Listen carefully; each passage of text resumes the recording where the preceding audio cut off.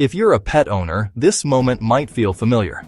You bring your dog or cat to the vet for what you think is a routine visit, and you leave with a bill that makes your stomach drop. In the last decade, veterinary care has become one of the fastest rising household expenses for pet owners. Faster than general inflation, faster than groceries, faster than rent in some regions. So what's really going on? Is veterinary care getting more expensive because medicine is getting better? Or because something deeper in the system has changed? Today, we're going to follow the money, the data, and the incentives behind modern veterinary care, and ask a difficult question. Who is responsible for the rising cost of keeping our pets healthy?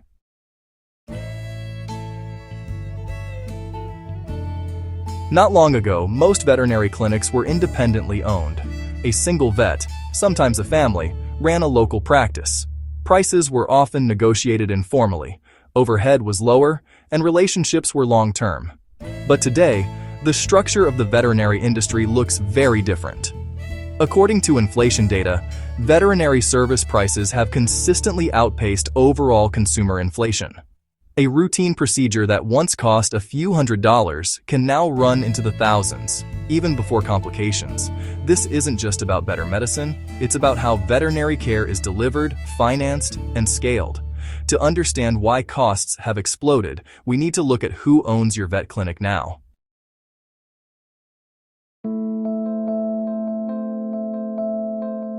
Over the past 15 years, private equity firms and large corporations have quietly bought up thousands of veterinary clinics. Chains like VCA, Banfield, and NVA now control a significant share of the market in the US and parts of Europe. Here's how it works. A private equity firm buys dozens, sometimes hundreds, of independent clinics. Costs are centralized. Pricing models are standardized. Growth targets are set. From a business perspective, this is efficient. From a pet owner's perspective, it can mean higher prices, upselling, and less flexibility. Former clinic owners often describe pressure to increase revenue per visit. More diagnostics, more packages, more follow-ups. Not because vets are greedy, but because corporate ownership demands growth. And when healthcare meets growth targets, costs almost always rise.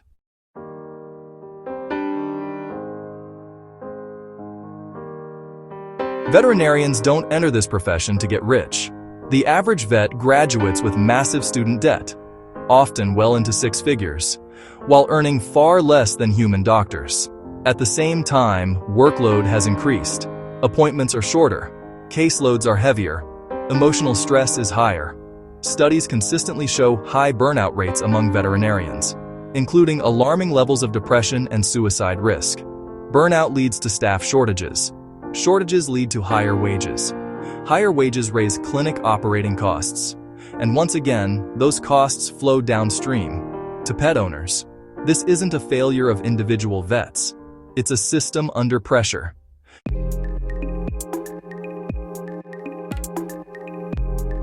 Pet insurance was supposed to make care more affordable, and in some cases, it does. But there's an unintended consequence. As more owners carry insurance, clinics know reimbursement is available. That can push prices higher, similar to what economists call the insurance inflation loop. Insurers raise premiums to cover higher claims. Clinics raise prices knowing coverage exists. Owners pay more, whether insured or not. The result? A system where insurance doesn't reduce costs, it redistributes them, and uninsured owners often feel punished for opting out.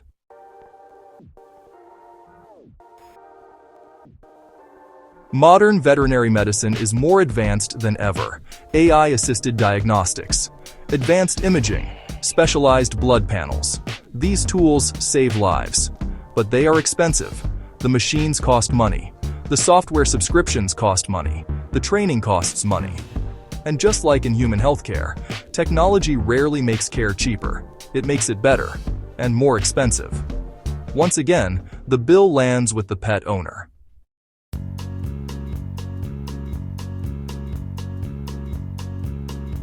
When you put all of this together, corporate ownership, insurance dynamics, staffing shortages, and technology, a pattern emerges. Pet owners are no longer just paying for care. They are subsidizing expansion, consolidation, and growth. This doesn't mean vets are villains. And it doesn't mean technology is bad. It means incentives matter. And right now, the system rewards higher prices, not affordability.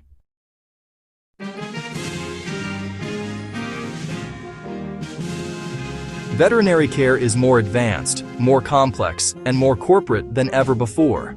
The rising cost isn't caused by one group. It's the result of an entire system pulling in the same direction. The question now is whether transparency, regulation, or innovation can bend the curve back toward affordability. Because loving a pet shouldn't mean financial fear. Subscribe to The Petconomist, and this is the business of pets.